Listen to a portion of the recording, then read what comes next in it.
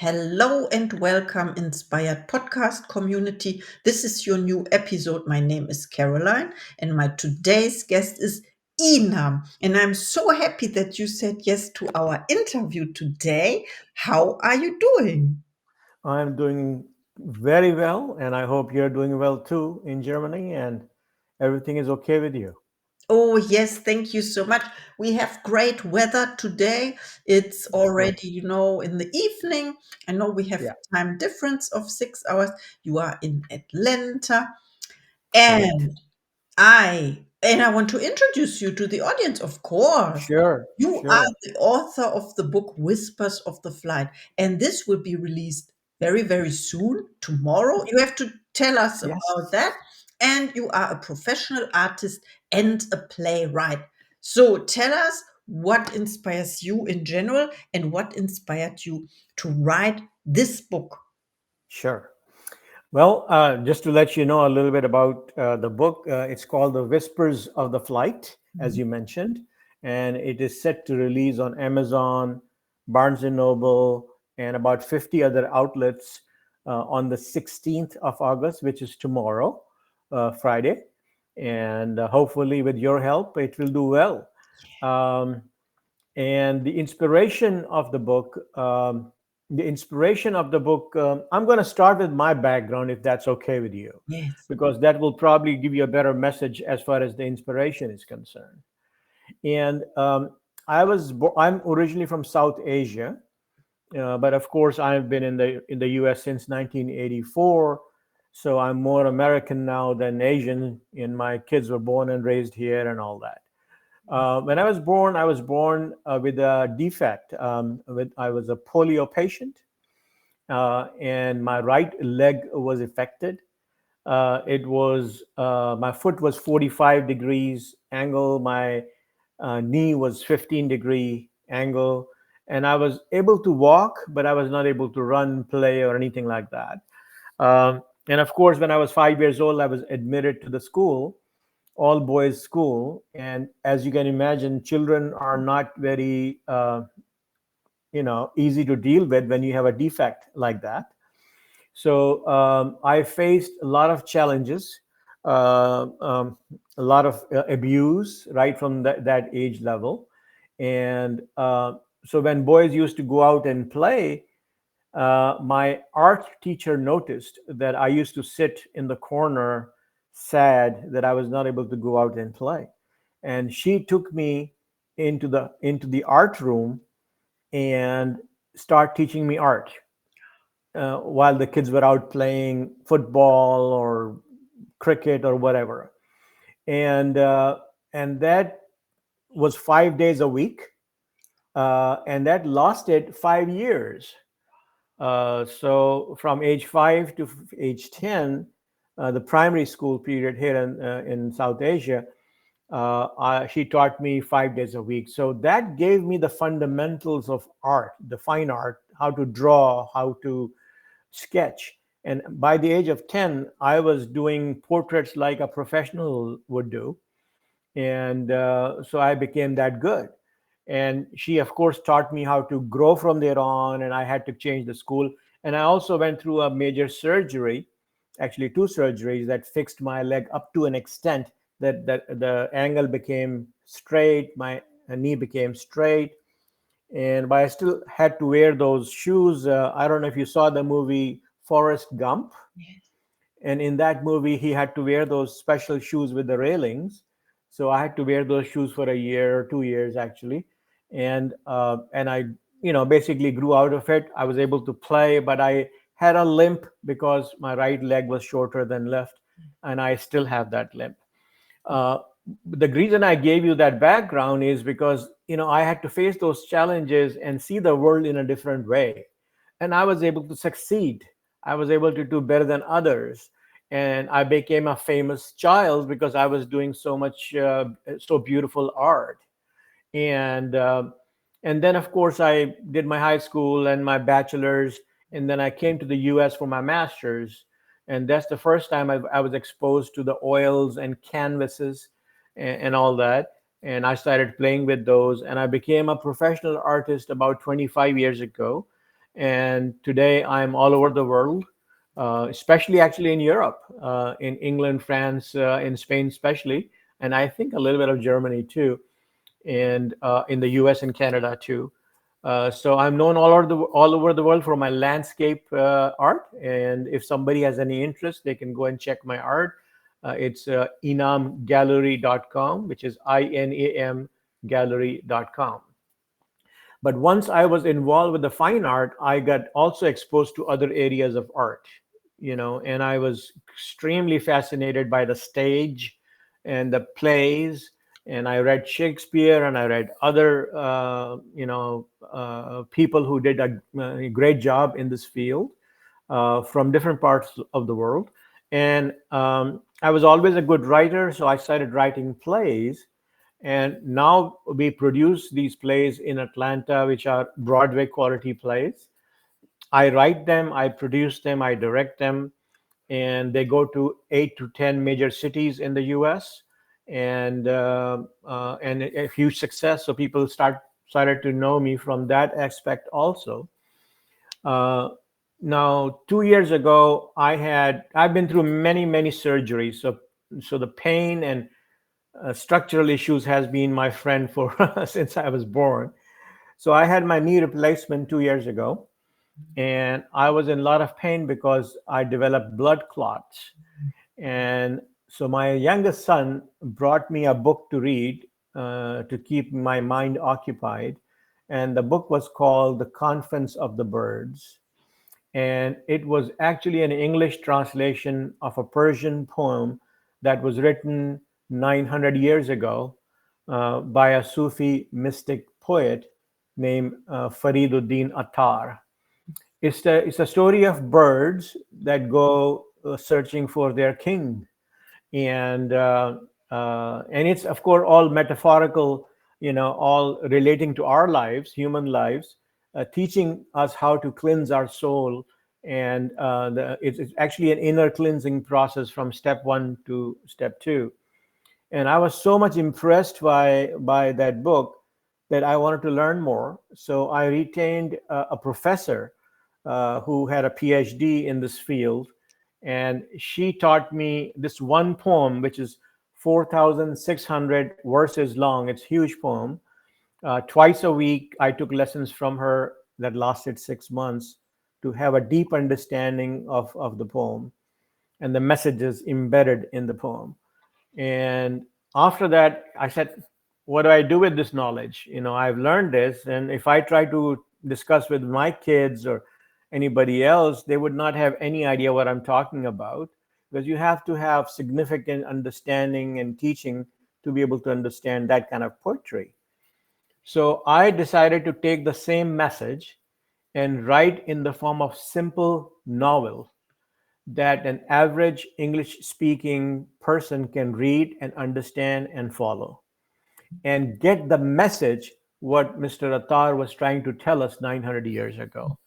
So that's how this book came about, which is called Whispers of the Flight. And if you have seen the cover page of the book, then that's a cover page that I also painted as an artist.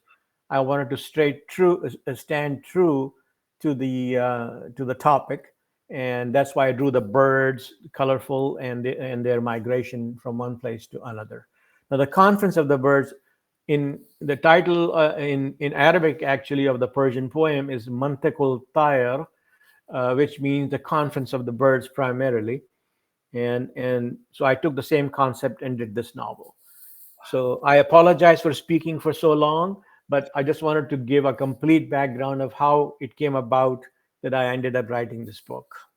Oh, thank you so much. Yes, the question was what inspired you to write this book, and now we know the background because it's not just a book. It has not meaning. Every book has the meaning, but it has a deep impact from the book you or the knowledge from 900 years ago, and you really studied it with the professor you met or you searched for, and to gain this understanding. And now I understand because when you talked about your art as well.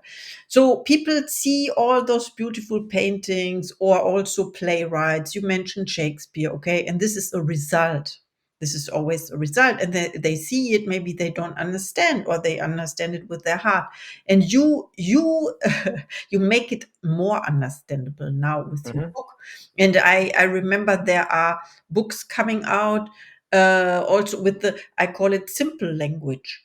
You said Mhm. you make it understandable, or also maybe you transform it into the days, into our time now.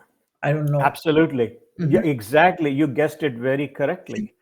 So instead of telling a story which is 900 years old, I'm telling a story of today, that two young adults living in New York. Mhm.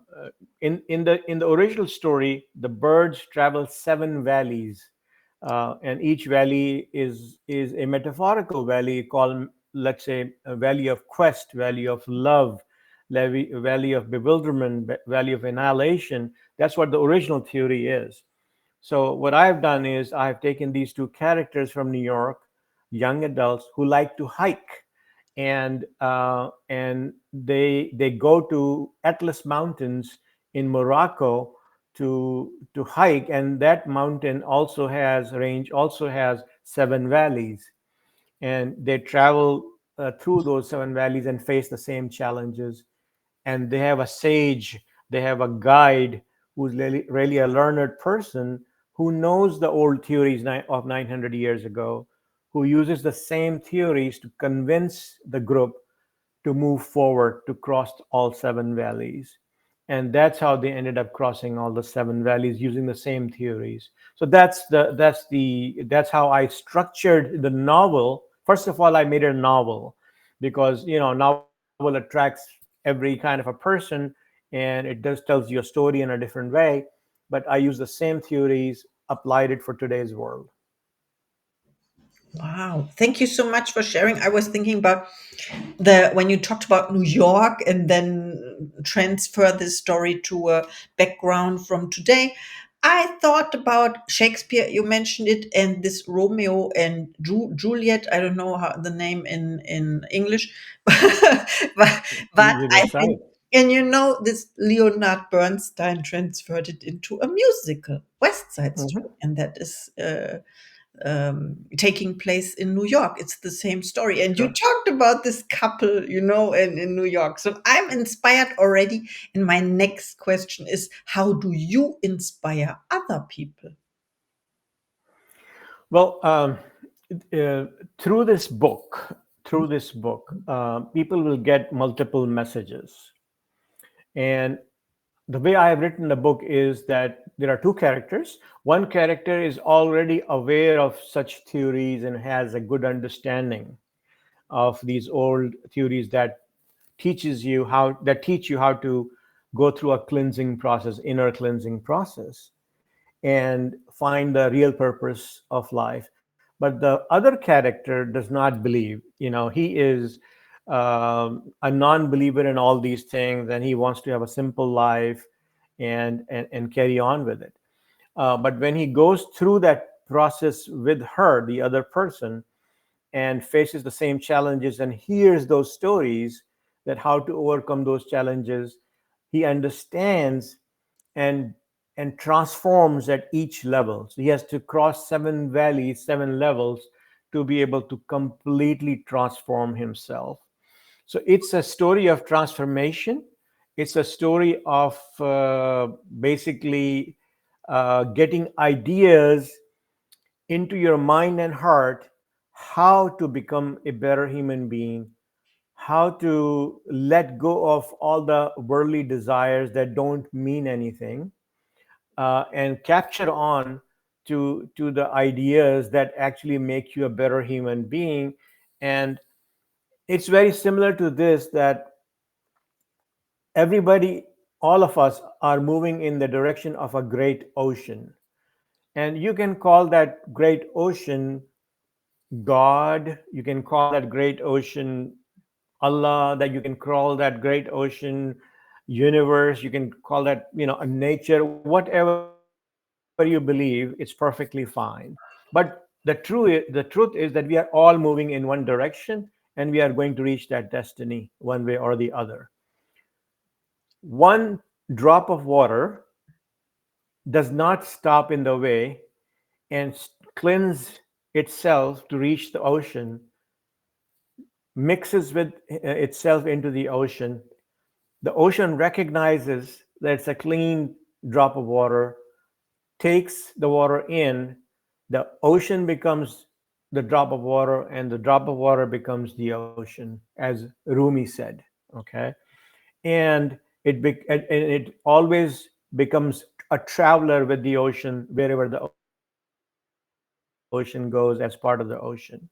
The other person arrives by stopping at multiple locations and judging other people who were also walking and telling him what to do instead of focusing on cleansing himself, and also reaches the same destiny, the same ocean, in the form of a smaller rock, not in the form of a pure water, because all of his ego and everything is embedded in that. And when he reaches the ocean, ocean says, okay, come on in. And when he drops into the ocean, it goes in the surface of the ocean and never to be discovered and stays there for eternity. So that is the difference of the two type of people, that if you go through this transformation process that at least my book has attempted to teach in a simple way, then at the end of the day, you will understand the meaning of life and how to live forever after that. I love what you said. I'm speechless now, and I want absolutely to read this book. So please, people, Thank you. out to Inam or to Amazon, or Yes. yeah, you mentioned Barnes and Noble, of course, and then look up the book. It is Whispers of the Flight. Wow, I said it correctly already. You did. Oh my goodness, I'm so excited for you. Okay, next question about your gifts and talents. We know this already. Writing, painting, what else? What would you say? Your gifts and talents. Well, I'm a blessed person. I say that because I'm able to paint, I'm able to write, and and above all, I'm able to enjoy all this. I've learned how to be happy in spite of all the hurdles that I faced in my life. I'm blessed to have a wonderful family. I'm blessed to have a huge group of good friends who encourage me to move forward, to write more, to do more projects, and have fun. So I think I'm a very blessed and lucky person, and I wish all of us look at the world this way, because if I wanted to be unhappy, I have multiple reasons to be unhappy too. But I try not to focus on those, and I try to focus on all the positives that I've been given in this world, and that's the key, I think. And I think that's thinking positively, focusing on all the things that you have been given, and we all have been given our gifts. You're doing a beautiful podcast.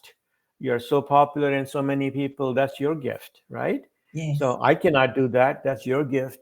So, and everybody in this world has been given certain gifts. We just have to identify those, and we just have to build upon the same gifts and make it better and better. And if we focus on just benefiting us, it's not a good idea. Mhm. We should focus on benefiting the world at large, regardless who they are, regardless where they come from, regardless what their religion is, what the color of the skin is. We should be, and not only for humans, we should look for our planet, we should look for our animals, we should look for our environment, we should look for everything, because we are responsible for all that. We're leaving all this to our children. Mhm.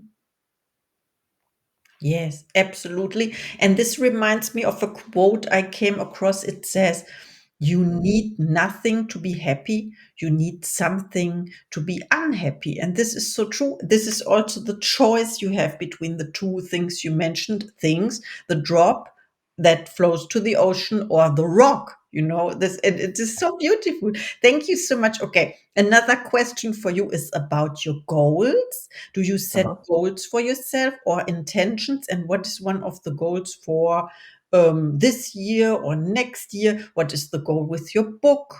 Tell us about it, please. Well, my goal for the book is that with the help of good people like you, that more people know about it, more people buy. It's not about the money; it's about getting the message across. That more people read it, and then benefit out of it. And that's my goal for the next few months, is to, I've been promoting the book for the last month or two, but starting today is the final game, right? So tomorrow is the release date. So I have to push as much as possible to get the message across to as many as people, and so that they end up reading the book, and hopefully it's a success. And after that, I have two more ideas to write books. So if I get some encouragement, if people read it, if they leave good remarks on Amazon after reading it, then I will probably get the energy to go for the second book after that. Oh, that sounds good. I love it. Thank you so much for sharing. And I have another question. It is, Sure. when people reach out to you, so now they are all interested in learning more about the book, or also they want to do a podcast interview with you, do you have special offers or services for the Inspired Podcast community? Well, I will definitely, first of all, would love to come on as many podcasts as possible, and maybe more than once on a podcast like yours also, without any problem.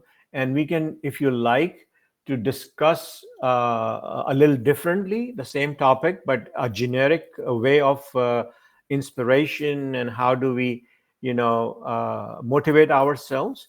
Then I do have a lot of material and data and stories to tell, and would love to combine the ideas and the stories to come up with a package that can be delivered in half an hour. Absolutely, we can do that. Oh, thank you so much. Yes, please reach out to Inam and check out the book release.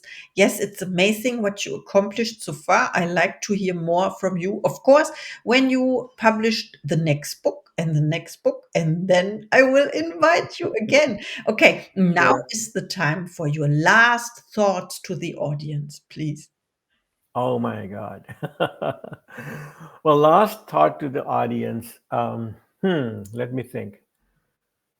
What comes to a lot of people have ideas. A lot of people want to do something, accomplish something, but we don't find that energy. We don't find the urge or the fire in the belly to move forward.